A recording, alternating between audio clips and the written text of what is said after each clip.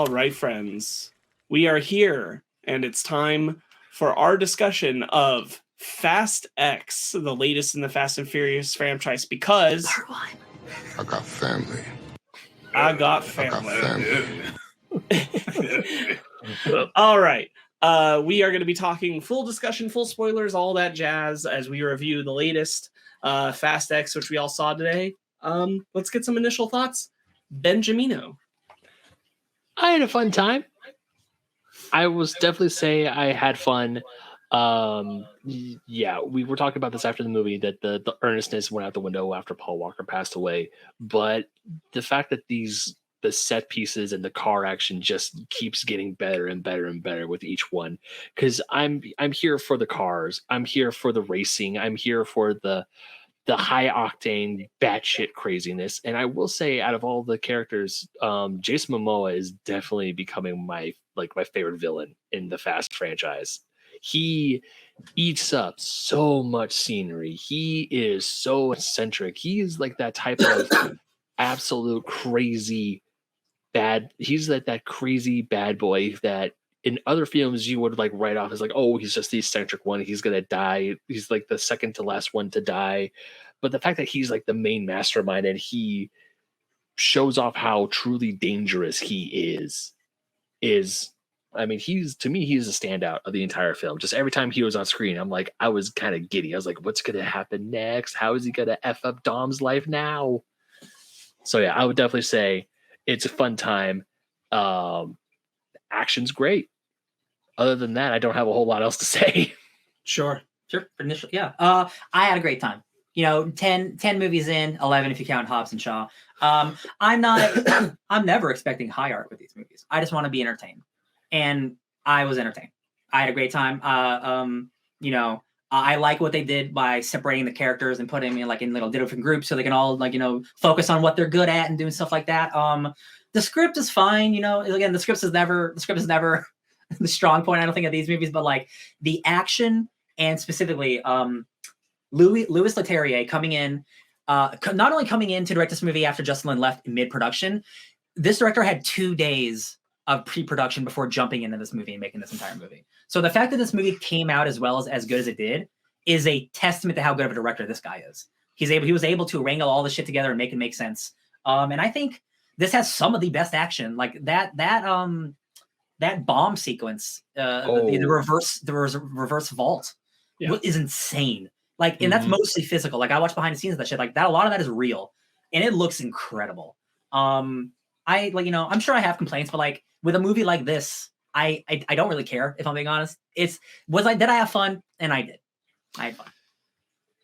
Yeah, I also had a really good time. I think that the Fast franchise still pops for me with, I feel like it's what the Expendables kind of wishes it was in a lot of ways to me 100%. At this point, which is like, you kind of get in for your good time and like the majority of characters are going to make it out of it, regardless of how, we'll talk about how this movie ends up with some of them. And you're just kind of in it for like the fun of it and the thrill of it and seeing these stars like go head to head against each other. And like, boy, the star power in this movie is insane. And it's only been ramping up with every movie, getting people involved. And so bringing Momoa to the table and having him just deliver this absolutely killer performance as a villain. Unhinged. It probably would have been fine. And like about as fine, I'd say probably as F8 if it weren't Jason Momoa. But Jason Momoa knocks it that notch up so that everything feels like it has a new energy to it and it feels revitalized. And I really, really enjoyed it. Yeah. And we'll get into the specifics of that and everything right now. I think now knowing that Momoa will be our villain for the next movie too, I'm so excited because he is such like Ben, you said, like he is so good in this movie. He is such a force. Every time he is on screen, I'm happy because he's just like, it's just like Jason Momoa just showed up to set. He's like, I'm just gonna have fun. I'm just gonna giggle and goof off and call people buttholes. Like he is the most fun villain we've had in the FF franchise for sure. And like his motivation, totally love it. We all revenge for family, totally in line with the franchise. I get it. Like he's just He's just diabolical. I think He just wants privilege. What I also love is that when you first meet him in the movie, he's very reserved. Like you Yes. don't like what obviously like when he's there with his dad, he's on his best behavior. He's like, I'll kill him. And then his dad says, don't kill someone when suffering is owed. And he's like, okay, yeah, obviously drug lord, mob boss. He's like, and he's working with the Brazilian police. Obviously corruption's there. All this stuff happened from Fast Five, yes. right? Yeah. Like the 10 stuff years ago. 5 happened.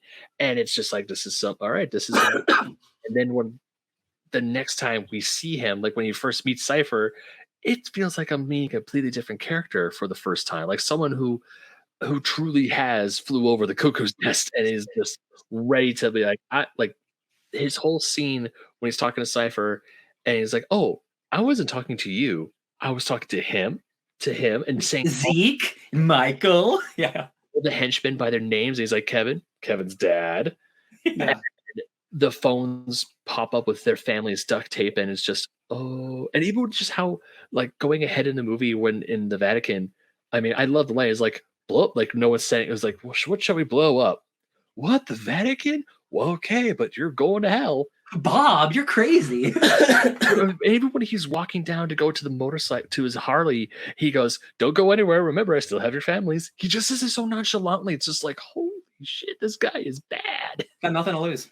Yeah, No, that's the thing is that he feels, man, I think the number one thing for me about like what makes him so great is defined by the moment when they're on the bridge and Dom is punching him and he's laughing. Oh yeah. And Goblin mode. That really tells you like, man, he's just like, it doesn't matter. He's just here to really wreck it. And that energy really, really works in this franchise at this point. Mm-hmm. Just to have someone who I believe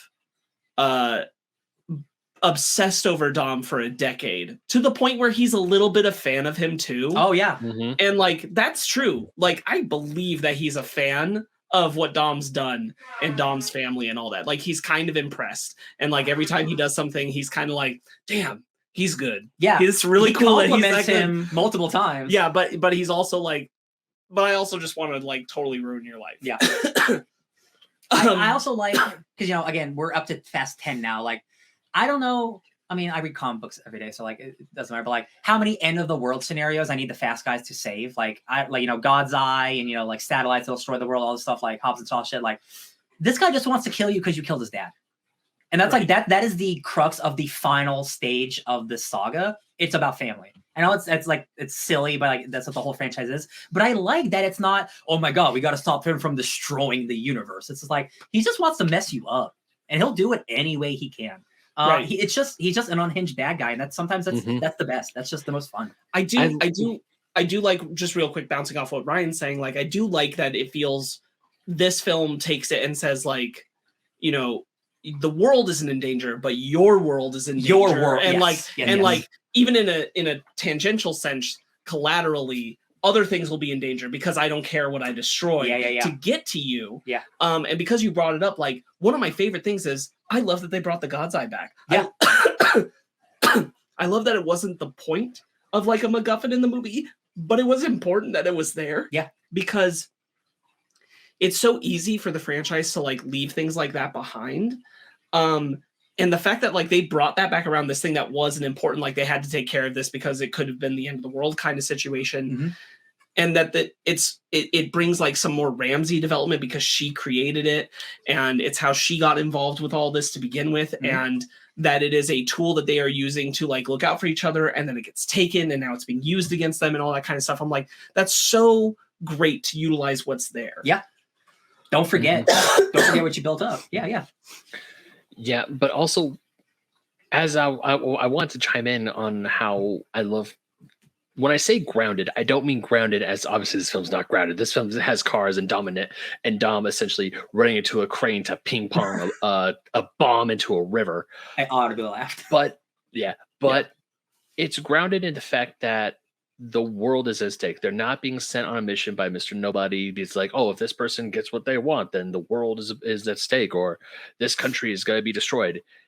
And Sparkz, I think you said best when they said that the character's world is in trouble. That's what's at stake. While the stakes are high, they're not high as in like, we need to do this or else the world will be enslaved by so and so. It's like, yo, this guy is trying to murder me and I gotta put him in his place. Or at least try to. And it's been, after Fast Five, the 6th, 7th, 8th film and 9th films have all been like them having every resource they needed more or less at their disposal to take on the missions that they were doing with the support of the agency and everything. And so finally flipping that on them and putting them in these situations where they can't really communicate with each other throughout the movie really made it more interesting because it felt like the team was so broken up and had to like trust certain things. That's a good point, because they kind of like at all times can just do what they want when they want. And actually here they're like, oh no, like we're in trouble. Like we can't. We've had 4 movies where they've kind of like they got moved out of the criminal space into the like, you are now working as spies. Yeah. You are working as agents for this agency. Even if you're freelance, that's what you're doing. And we'll give you whatever you need to complete the mission. Yeah. Yeah. And that had been the case for a while. So to have that completely turned on its ear on them, and like Jason Momoa makes me think anything can happen with the way that he portrays his character. Like, I thought that the Vatican might blow up in the movie. I thought that Dom might fail to save it. And that, like, in this universe, the Vatican might get destroyed. Now, that being said, the destruction that they showed in one of the sweeping shots, like, after it was revealed, I was like, that's still really gnarly for this world. That's a lot of damage that they let happen. Yeah, yeah. It made Collateral feel more real than I think it has in a while in the franchise. Absolutely, yeah. And it's like I said to you in the theater, oh, this is Fast and the Furious Civil War, because like there's the agency scene of here's everything y'all have done for 20 years. Here's Sokovia and here's New York and stuff like that. I'm like, oh yeah, everything is coming back on them. Like it will eventually, like all your globetrotting is gonna come to bite you in the ass, because how much shit are you destroying? It is a lot. He ends up just being like a bad guy, like a traitor bad guy, but like that is a good point. Like, do you need to these people in? Well, and even then, like the point that he makes at one point, I will not. I'm paraphrasing it, so I'm not going to execute it perfectly. But Dante says, like, I'm part of your collateral. That's all I was, because we didn't know he was there, because Dom didn't know he was there. Yeah. In Fast 5, that vehicle is there, that vehicle with the gun coming out, and it got hit by the vault and knocked into the water. Yeah. We had no idea he was in it because Dom had no idea he was in it. Yeah. And it was all collateral bullshit. To Dom, and I think that's so good of like, you don't care about the things that get wrecked in the wake of what until it happens to you specifically. Right. Yeah. I will say, because obviously the other Fast films, they've inserted things like, oh, that explosion where you thought a character died. No, it was not. They're not dead. Like when Han turned out to not be dead from the last film. Part of me was, I remember when I saw that, I was like, oh, this is some bullshit. But at the same time, I just roll with it because I like Han a lot. Yep. And then we get to this one where they put Jason Momoa's character into that car. And it's like, this actually makes a lot of sense. Yes. And it works so well with the story they're trying to tell. And even if you were to watch Fast 5, you see that car with a gun on it. You just don't look inside the driver. It's like, yeah, the son was there the whole time. Yeah. And when they try to put characters and like retroactively be in part, I think this is like the best instance of them retroactively adding important characters in the previous films. Sure, and then those essentially it's all those problems come up to harvest, and they have to and the family has to reap what they sow. Of course, they didn't realize it. They just did their own job, and Fast 5 ended on a happy note. But then it's like, I'll just wait 5 more films, then shit's gonna go real bad. Yeah, 100%. I think that's a lot of what the movie has working for, is like, frankly, the franchise at this point has earned its its appearances from the stars that we're familiar with showing up, like John Cena as Jacob, like coming in and like, yeah, Dom sent me. And I'm like, this is the vibe. This is the energy. This is essentially like high action soap opera bullshit on wheels. Yep. But they've earned that. They've earned that with the time they've put into all of these characters, these stars. I think that there's two really instrumental pieces that make this movie work for me. Jason Momoa is the big one, and then the other one is John Cena. Like, I love John Cena. I'm so glad they brought him in the previous movie because having him on the side adventure with Little B was a really wonderful, like, alternate path that we were getting inside of the film, because we're essentially following 4 stories. We're following Dom. We're following, I guess you could say 5. We're following Letty and the Roman crew, Dom, then Little B, and Tessa, Jacob, and Tessa, Miss Nobody, and Tess, Miss Nobody. Yeah, a lot of people. Yep, a whole lot of them. But I also want to add to the scenes between Jacob and Little B. I never felt like those scenes were awkward at all. They felt very organic. Like when they're obviously, one of the best parts is like when Little B sees the Dodge, the big conspicuous truck. He goes, "Whoa!" He's like, and Jacob's all like, "What are you talking about? That's not mine. This is mine." And you see like just like a regular with the kayak on the top, and the whole time sitting there going, "You know what? That actually makes sense, because if you're in a high stakes neighborhood and you see a car driving away, you're looking for the super souped up car or truck or the car that's got worked on, not some old 30, 40 something old." Maybe not a POS, but some old beat up car. Right. I mean, you thought they were like surfboards, and you didn't think it was like a rocket. No, that was a cool scene. I'm not gonna lie, but it also kind of makes sense about how Little B, like, I thought it was a cute moment where he's when they're on the plane and he says he doesn't like planes. He just doesn't like them, and then Jacob has this really good like heart-to-heart moment, like this good bonding moment with his nephew. Who's like, "Oh, actually, I didn't like cars," and goes, "What?" And he's like, "Oh yeah." Well, do you remember the last time he was on a plane? Yeah, shit went bad. And I do remember. Had to strap him to his chest and take Yeah, his mom got shot last time he was on a plane, which once again makes sense. Kid has a fear of planes, but with Jacob there, and he was helping him and telling him all the stuff about between him and Dom, it made it like this guy is actually I mean, obviously Jacob's been away for a very long time. He hasn't had contact with his family since the last movie, and then they agreed that, hey, we're gonna patch stuff up, but it's gonna be a slow road. I can only assume multiple talks and multiple one-on-ones, and now he's like, oh no, I'm here for it.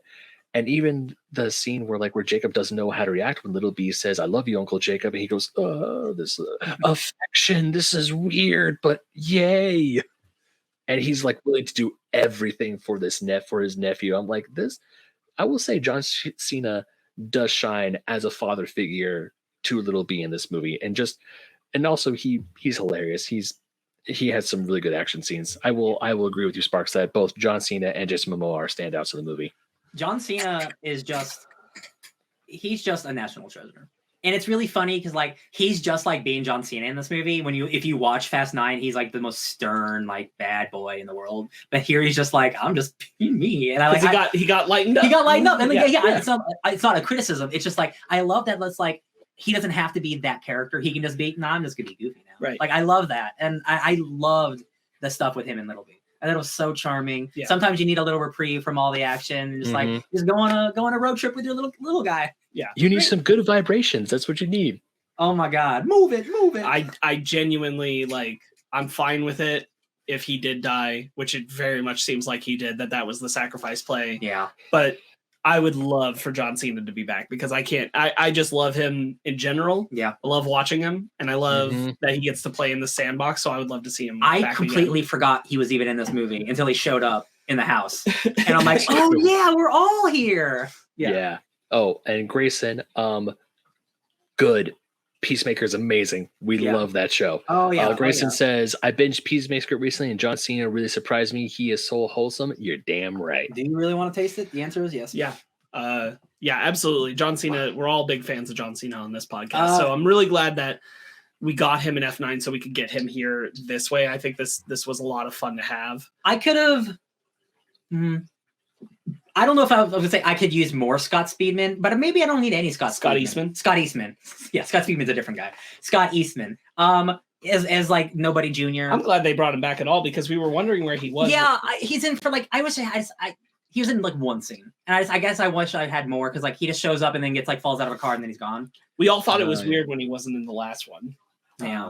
So like, Yeah.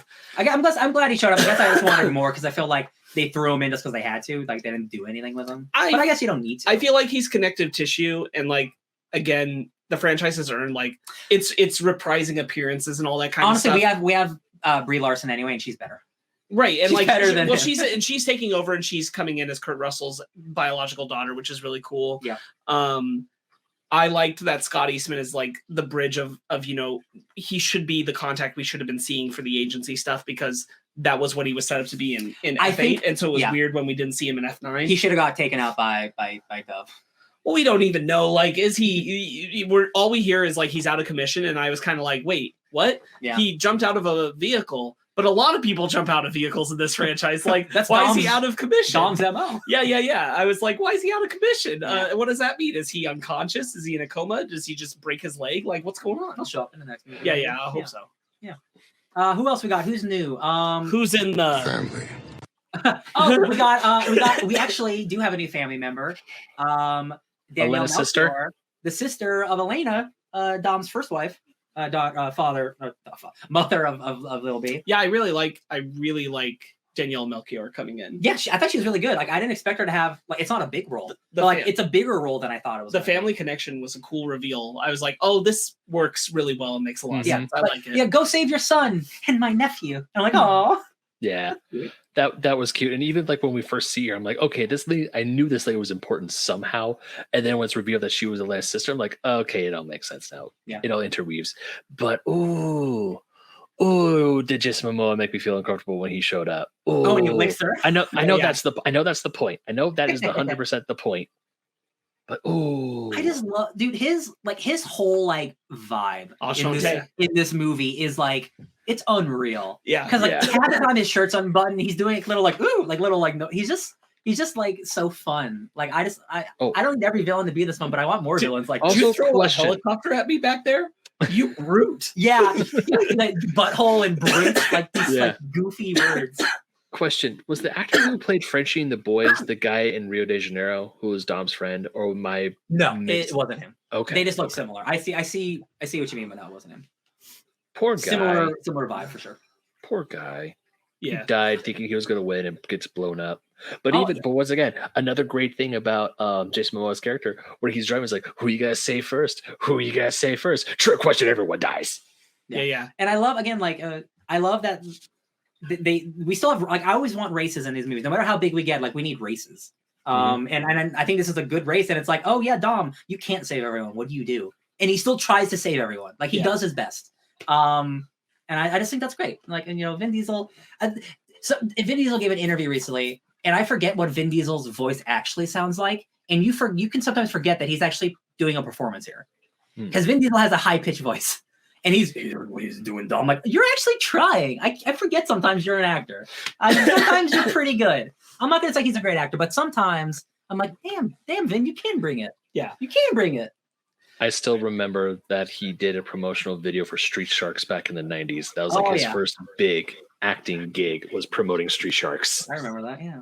I will say, like, we get the pivot into heroic Dom. Like, and Dom's been a good guy, like, helping, but like, we get a lot of saving innocent bystanders. Saint Dominic. The Saint Dominic play in this one, which I really like. I actually really like Jason Momoa throwing that in his face and calling him Saint Dominic. I think that's actually a lot of fun. Yeah. Really like picking at him. But it was very in the film language of the way shots were done. I was like, we're a little bit hard on the Dominic Toretto heroism here. But okay. Yeah. I'll allow it. I'll buy it. Yeah. It's laid on a little thick, but I like the story that we're, the journey that we're doing for this franchise, where it's all ending up, what it's all about. We haven't talked much about the Roman Squad. I wish there was a lot more to say. I like that Han is there. I'll say that, because I think this is probably the weakest part for me. Like they're and again, like I love all the, like, them together. Like especially like Roman and Tej. Like I really like those two together. Like I love their rivalry. It's always fun. But like in this one, it wasn't bad. It just, like, nothing ever, like, yeah, you guys are still joking. Here's you guys the still thing. doing the thing you guys do. Here's the thing. I said it the last time, and I probably said it about Fate too. Yeah. They just haven't changed. No. Like they're not growing. No, and no. like you could argue, I guess, that none of these characters are really changing or growing. But I would push back on that and say that like really Roman and Tej and unfortunately Ramsey, because she's kind of wrapped into that trio, are really stuck Well, she knows car stuff in now, like yeah. because she said it. They're really stuck in kind of running the same loop of like, what do? They bicker. And that's what they do, is that they get at each other's goats, and they're always kind of in like a weird competition with each other. Yeah. I like that they actually gave Roman, it's like my favorite moment Roman has in the movie The leader? is that he was in this leadership role, and when they're on the jet, Yes. and he like cuts the shit for a moment essentially with Tej, and he's like, Tej, I messed this up. was on me. Yeah. And I was like, boy, if we got like a little bit more development on that, I would like this so much more, because like when they get into the pissing contest fight in the black market room with Pete Davidson, I just didn't give a shit. I love Pete Davidson, but yeah, I agree that they didn't. Yeah. Well, when they start physically fighting with each other, I'm like, what is this even about, guys? Like, Yeah, I agree, this is so useless. Although Han got Magic Muffin, that was pretty good. It was. I kind of wish it had gone I thought it was gonna last longer. I was like he was gonna pick at it throughout the movie. Yeah. Yeah, I was actually kind of like, okay, cool, Han's on drugs now, but that doesn't really add up to anything. It's just like, okay, I'm fine now. I gotta go talk to a guy who tried to blow me up in Tokyo. Here's what I think is going to happen, because we now know this is not just 2 movies, 3 movies, and we know where these characters end up. I actually do think that the Roman leadership role is going to be expanded into the next movie and the next one. I mean, I hope so. Because I think I wanted more of it, but I'm like, oh, are they just trying to like spread it out? I hope we're seeing an arc with them, because like my biggest thing is that they're kind of doing the same shtick with them over and over and over again. Yeah, yeah. And like I said, like adding Han into the mix is refreshing, but it's not necessarily fixing it. Yeah, yeah, yeah. Boy, that's another person I bet Dwayne Johnson doesn't show up on screen with his Tyrese Gibson. I I bet that even more than I bet him not showing up on screen with Vin. Yo, big ass forehead. I think they hate each other more than Vin and Dwayne God. do. That'll be funny to see how much nonsense CGI work goes into that. Yeah. Man, let me think. The action in this movie is really good all throughout. I don't think there's really any bad action. Again, Louis Leterrier, like he really brought it. Like it's hard. It's not really hard to take over a franchise after someone like Justin Lin, but to take over a franchise after Justin Lin was working on this movie and he left mid-production. Again, that is an incredible feat for someone to come in and to make a movie as good as this is. Yeah. And the action is so good. It might not be like the best in the franchise, but like it stands up with some of the best. Like I noticed there's a lot of good overhead moving shots. the drone stuff. There's a lot of really good drone shots. Like Michael Bay in Ambulance earlier this year is probably the best in terms of drone shots. But like there's some really good like cars are coming at you and you go right up and like you go over like a valley and I'm like, that's good work. Like they just make a decision to, not just have like a straight drone shot following, but like the drone is like moving with the action. It's flowing into it. And like I remember one specifically where like it flows over a bridge in a curve and then comes over down behind the car. Yeah. And I was like, man, that just like that looks so much more interesting than just like flying a drone over it just straight. Letty and Cypher have a great action scene.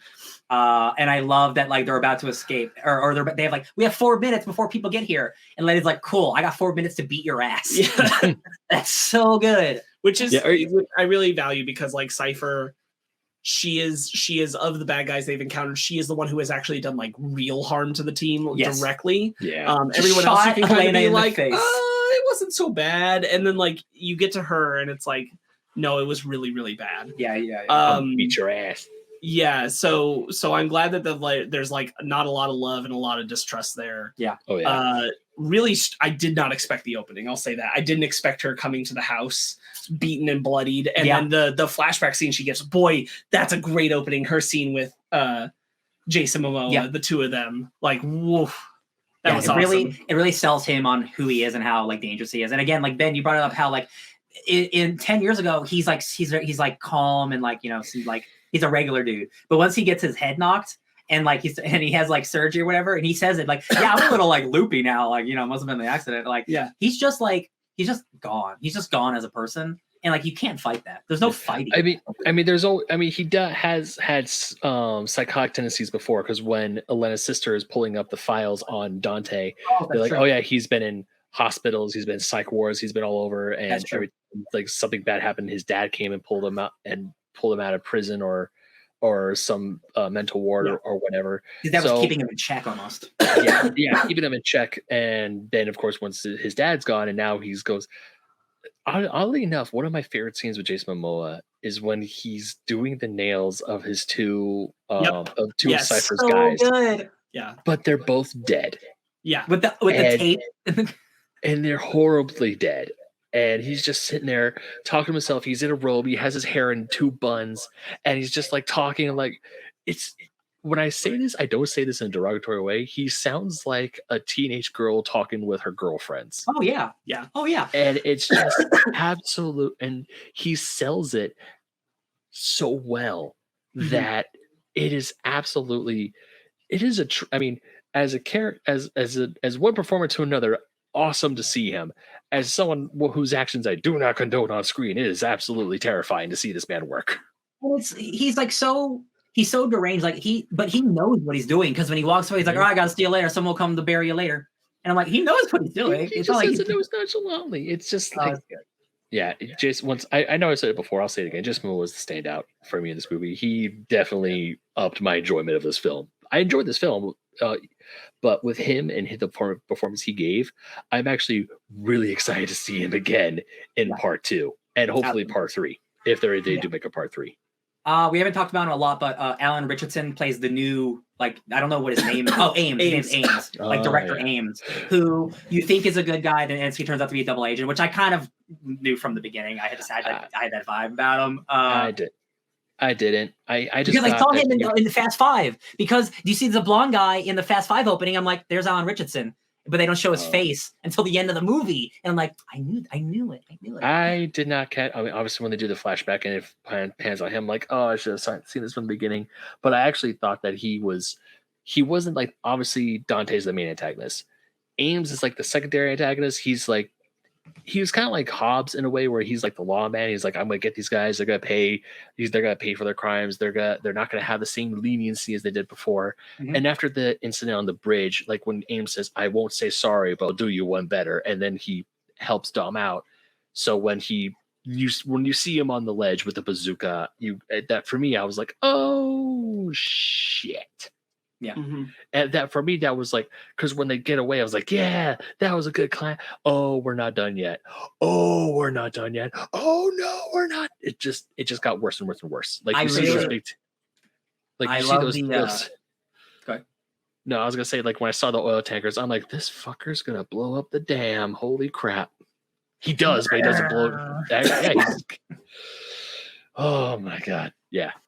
It's good stuff. I didn't see the betrayal coming. To me, I mean, if I do watch this movie again, I could probably see it earlier on. But honestly, when it got me, it fooled me. I had no clue. That's good. I love it. I love the just the way it was shot, like him with the bazooka, like the sun's in the background. It's like it feels like a heroic shot, but he's like, yeah, you didn't expect this one, did you? I'm like, oh, what a bad guy thing. I love it. Mm-hmm. Yeah. I just like that guy a lot. He's just like, he's so beefy. There's that one scene where like he's chasing Dom, and then like a bunch of guys like confront him with, guys, do we really want to do this? And that dude's like about to burst out of his blue shirt. Yeah. He is so ripped because of Reacher. Jack Reacher, love it.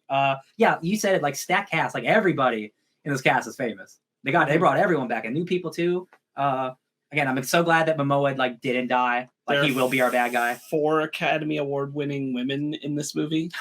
Oh yeah, Helen Mirren shows up again to help her bro out. Her and Vin Diesel have a fun friendship. That's that's really fun. I do too. Mm-hmm. We set up Shaw for a mission to save her. Yeah. Because she's on the hit list, which I was surprised with, like when we were getting to that movie, I'm like, oh shit, we have to wait for the next one to see that. Yeah. This is a really good example of a movie that does a lot of setup, but like I don't feel like, oh, it's setting up, and I didn't feel like I earned anything in this movie. Like it's setting up what the next movie is, but like I feel like I was satisfied with this movie. Like, you know, like it is a cliffhanger, but like it ends where I'm happy. You know? I also will say that like I don't feel like this is because it's going to come into when I give my rating later and everything, but like it doesn't feel like a complete movie the way Infinity War does. Yeah, that's true. Yeah. You know, it does feel like you kind of need the rest of this to get the full story. Just like we said, like, you know, Roman might be set up for an arc. I don't know. Yeah. You know, we're not quite getting everything for all the characters because it's juggling a lot and it's doing it surprisingly well with good pacing. Yeah. I'll admit, but like it is juggling a lot, and we're left in kind of like when you like look at the trajectory of characters, like a lot of them have most of the people besides Dom and Jacob have only moved through like their A plot, and haven't gotten to like the B and C part of the story. Like they're still in Act 1, while Dom and Jacob have gone through Acts 1 through 3. It does feel like that, yeah. Because Letty and Cypher are doing their own thing in Antarctica with Gal Gadot. All of a sudden, she's got she's got the submarine from Fast 7, 8. That's great. How'd she get it? She was dead at the time. Whatever. Yeah, Giselle is working with Cypher, I guess. That's fine. You'll give me a stupid reason. That's okay. And Brie Larson's test knew that Cypher would get Letty out, so neat.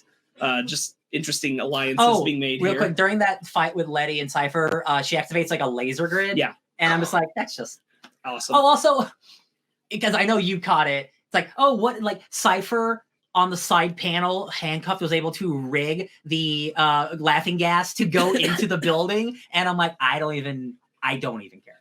Yeah. In another movie, I would be mad, but like, whatever, man. Like, she did some finger stuff, it works, whatever. She's supposed to be very, very smart with technology, and I'm like, sure, yeah, okay, yeah, she did, whatever, sure. Yeah.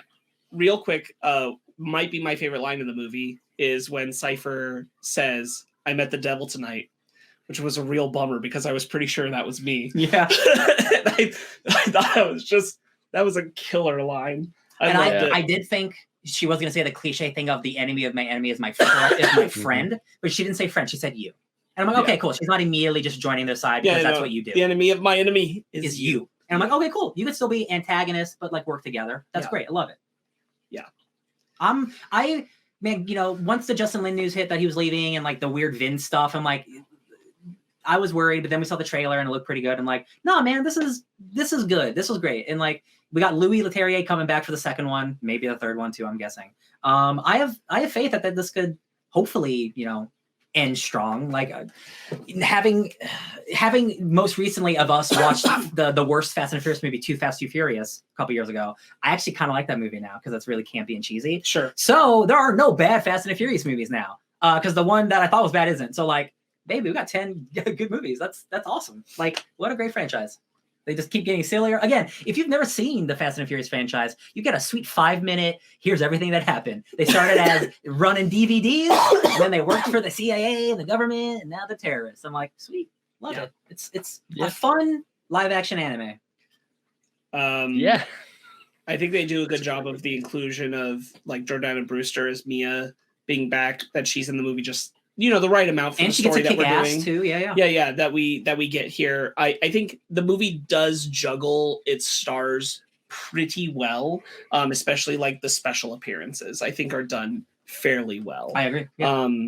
I did like when they're doing the beginning, like, you know, dinner thing, and they're giving the speech and the toast about the family and everything. I'm like, do they do this like, you know, like every other week? Like there's a big speech, like, you know, just in case we're all not at this table in 2 weeks. Yeah. Here's a big speech about our legacy and family. Every other week and globetrotting. Family. Yeah. And you hear the piano from It's been a long day. Yeah, I thought that was pretty. They were pretty sly about that, about how like he's having a conversation about his dad, but like they're like his dad not being around anymore, but like they're kind of putting in audience brain like Paul Brian not being around. Yeah. Not Brian, but Paul. Yeah. You know, like, you know, for the audience, this is Paul. For Vin Diesel in real life, this is Paul. Yeah. For Dominic, this is his dad. And like, they're kind of connecting those beats by playing the music there. I think that the little boy who played little B was pretty good. Yeah. I liked him. Charming little guy. Yeah. I thought he was a lot of fun. I just love how when he says "holy shit" and John Cena goes like, "Hey, no, that's only for song lyrics and stubbing your toe." And then they get into the car and he's like, "And cannon cars, and cannon cars." And he just goes, "Oh shit." He's like, nope, cannon cars. It's really funny that Fast X came out the same week that Zelda did because John Cena builds 2 Zonai vehicles in this movie. He puts cannons on a car and then he puts wings on like a kayak looking thing. So people are online like, yeah, it's Zelda John Cena. Oh, like, that's pretty good. That's pretty good. That cannon car, awesome. Because not only was it cannon car, he turned the cannons downward so he can launch himself up. And I'm like, that's engineering. Yeah. That's crazy. Yeah. I thought they were jet thrusters. I thought this guy's driving the freaking Batmobile, but nope, it's a cannon car. Yeah. Yeah. Twisted Metal, what? No, that's later this year. Yeah, there's a lot of good classic, what's become classic, I guess. Yeah. Like what you expect, fast stuff just amped up in this movie. This is I don't think this is like the best Fast and Furious movie, but this is a great example of what a good Fast and Furious movie is, you know? Yeah. It's got the family that you want, it's got the great action, it's got the high octane drama, the soap opera aspect. Absolutely, yeah. Oh yeah. I would definitely say that if there was a low point, it would be the scenes with Roman and his crew. But it's when I say low point, it's not like the most horrible thing in the movie. It's just it's fine. It's fine. It's fine. I mean, I will say I was looking more towards like I want to see what's going with Dom, what's going on with Jacob and Little B. I wanted to see even how is Letty gonna get out of Antarctica. I cared more about that than I did about the rest of the team. But I will admit that when Roman is like on the planet, he realizes his mistakes and says I messed up, and then Ludacris is like, no, you did this. You did all these things for us. You know what? That's like you spent thousands of dollars of your own cash to get us here. You're a leader, dude. You're helping us out. And I do hope that carries over into the next movie. Because it would be nice for those characters to grow a little bit over the course of like 20 years. Yeah. Definitely. It just feels like they constantly are paired with each other, but they are borderline like always negging each other. And I'm like, just fuck, guys. Like, just get it over Watch with. Watch that be the long-term arc. No, that'd be crap. I also, no, I know. But like, but really, all it is that just like, I want Roman to be written as a character who gets to be respected at this point. Yeah. By Tej. Like, I want them to be on a level where like they actually just like work in sync for once. Would be cool, because they've been on this like superhero team for like 10 years. Like Roman has to be good at something, right? Like he has to be good if you're keeping him on the team. He's a good driver. He is a good driver, but I'm like he's like you know, one notch above the bottom of the barrel in their team, but like he's a good driver. I mean, yeah. Mia's probably a better driver, but like, you know, he's a good driver. Yeah. Although the gold Lamborghini was a good idea because the light, the shining of the light, that was pretty smart. Sure. Also, I did like the little tiny Tej. That was cute. Yeah, it was funny. I do think like having Han around definitely like livened up those scenes a bit more to be different from previous outings. At least the last 2 outings for sure. But I do hope we get like more of their dynamic kind of getting stronger and better in the next ones.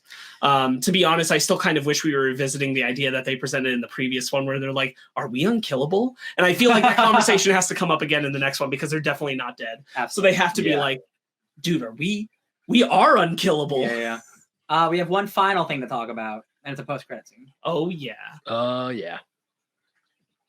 He's back, baby. He's back. Dwayne.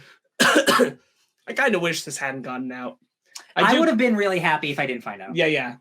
Me too. I would have been like, oh, he actually is back. And it like got out in a way where it was unavoidable because it was like actually reported in the press, not just like, it was like people spoiling things. It was like online. Variety or like some big paper just hey, The Rock is back in the movie. Like, oh, thanks guys. Like that sucked. That's a big bummer that they did that. I'm glad that whatever happened that Dwayne Johnson is back because like especially because that is what happened in Fast 5, the shot we see, you know, like he is the one who put the bullets in Herman Reyes.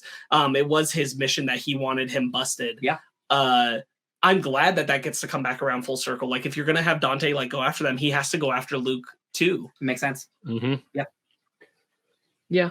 I mean, also even throughout the movie, we do see a lot of pictures of Dwayne Johnson and even shots from Fast 5 of Dwayne Johnson. So the fact that he's actually back, I will say I kind of miss him. I think he fits very well in the Fast franchise. So I'm glad to see him again. It's so funny because like the Fast and the Furious, like those movies were getting bigger, but The Rock was one of the main reasons that those movies did get bigger.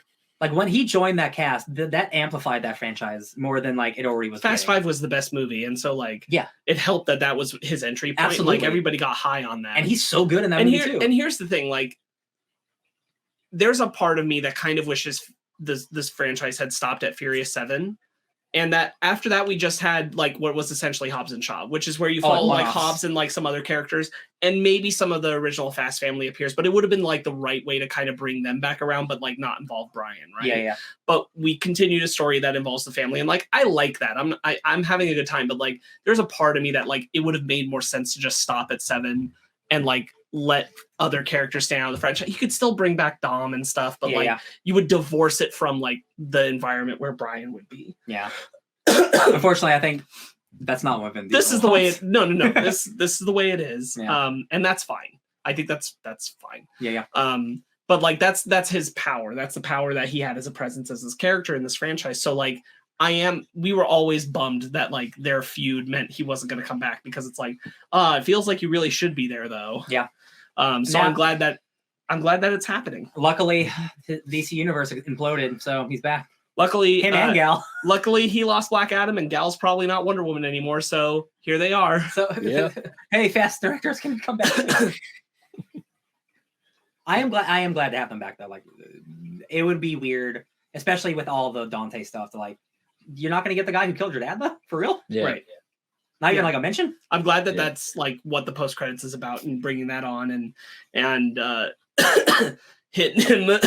Excuse me, with the same. I've been watching you the way I watch Dom's shtick, I think is really good. Yeah. Mm-hmm. And just like Dwayne Johnson taking his helmet off and he's holding the phone and just like crushes it. It's Yeah. You some bitch. That's pretty you good. some bitch. Squish it. Also, shout outs to Dwayne Johnson not feeling like he needed to hide his age, letting his goatee be white as it actually is naturally, rather than dyeing it. And also like that he had the goatee, because there could have been a world where he just didn't have it, because that takes a little more effort. Right. And like, nah, man, just have the goatee. Yeah. That's cool.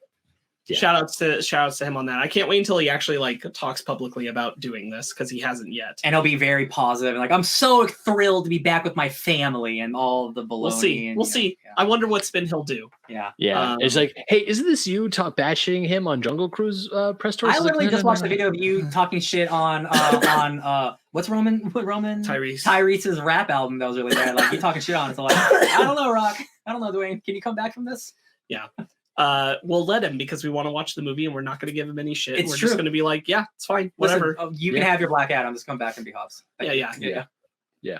Cool. Well, it's a cool movie. I'm definitely looking forward to seeing the next one. Yeah, me too. Now I'm really jazzed about it, especially with Jason Momoa still on the table. That was one of the things, like when we were getting towards the third act, I'm like, he's got it. He can't be taken out at this point. He's got to be back for the next one. He's just gotta. Yeah. And like, he's too fun. He's too cool. Like, you're not going to get better than this, I think, at this point. Like, for this finale, like, it's Jason Momoa and Charlize Theron, and they're the kind of the only people you can play with now. You're not going to introduce another person that's going to make it more impactful than these characters right now. Yeah. So that's what it is. And I will say, like, we're just hoping that we see more fun and more returning faces in the next one. Maybe my number one that I'm hoping for is absolutely, and his name is John Cena.